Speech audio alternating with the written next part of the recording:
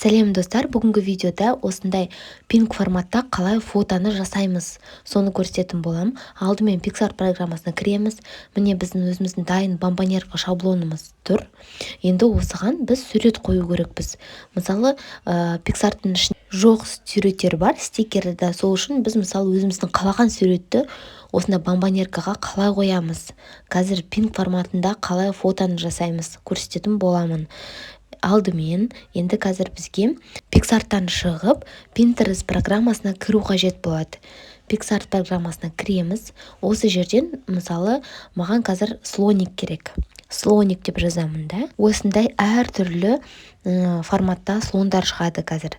Примерно біреуін таңдап аламын, өзіме ұнайтын. Мысалы маған мынандай ұнап тұр. Төбесінде 3 точканы басам да, сохранить изображениеға басам, болды. Осы фотомыз біздің уже неде, галереямызда тұр. Қазір Pinterest программасынан шығып, Pixar программасына кірдім. Жаңағы фотомызды енді қою керекпіз. Осы жерге добавить фото деп бастым. Міне, жаңағы скачать еткен фотомыз осылай болып тұр. Бізге бұның фоны керек емес. Бізге тек қана слонигі керек. Ондайды қалай жасаймыз? Қазір көрсететін боламын. Анықтап, барлығын түсінікті етіп көрсетіп жатырмын. Қазір шығамыз да Magic Eraser деген программаға кіреміз. Бұл волшебный ластик деп аталады. Қазір кішкене рекламаны күте тұру керек. Но бесплатный программа. X-қа басамыз. Реклама біткеннен кейін X-қа басасыздар. Міне қазір енді фото дегенге басамыз. Фото деген ол галерея деген сөз. Фотоға бастық, жаңағы шаблонымызды қоямыз. Жаңағы слонигімізді готовыға басасыздар.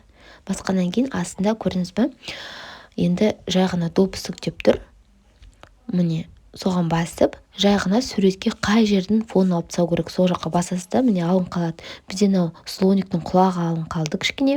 Енді бізге қараңыздар. Ана 20% деп тұр ғой, соны кішкене азайтамыз.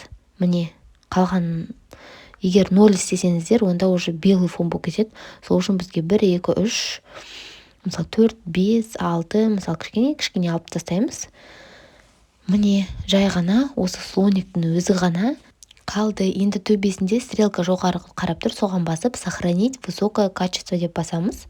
Болды, енді бұл фотомыз біздің галереяда. Қайттан Pixar программасына кіреміз. Кіргеннен кейін жаңағы фотомызды таңдаймыз. Добавить дейміз. Міне, енді біздің бомбоньеркаға бұнда өзіміздің қалаған суретімізді қоя аламыз. Міне қазір бомбоньеркаға қояйын. Көрдіңіздер ме? Өте ыңғайлы, күшті. Жаңағы барлық қолданып жатқан программам барлығы бесплатный программалар. Өздеріңізде осындай әртүрлі шаблондар жасап, немесе осындай пустой шаблон болатын болса, өзіңіздің қалаған дизайныңызды жасасаңыз болады. Міне тағы бір сурет, маған қазір облака керек. Сол облаканы жаңағы Magic Eraser программасына кіріп, осылай алып тастаймын.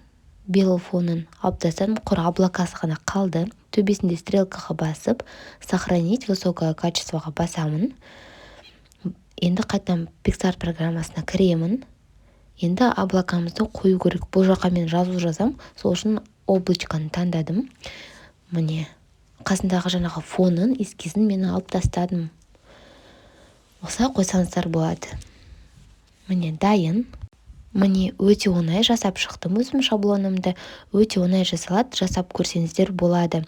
Және де менің видеом ұнаса, лайк басып, подписаться етуді ұмытпаңыздар. Всем пока!